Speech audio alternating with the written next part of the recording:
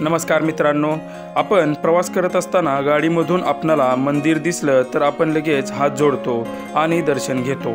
हे आपल्यासाठी काही नवीन नाही, पण इथे मात्र थोडं वेगळंच घडलं आहे। मित्रांनो, व्हिडिओ पुढे पाहण्याआधी आपला वनवा प्रोडक्शन चॅनल प्लीज सबस्क्राइब करून घ्या।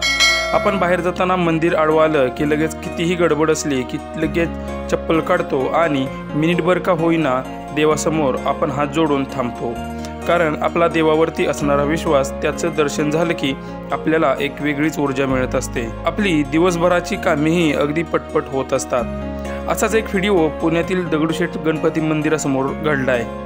पुणे येथील PMT मार्केट यार्डची ती बस, ही बस गणपती मंदिरासमोरून जात होती आणि चक्क त्या ड्रायव्हरने बस थांबवून दगडूशेठचं दर्शन घेतलं आणि बस पुढच्या प्रवासाला लागली।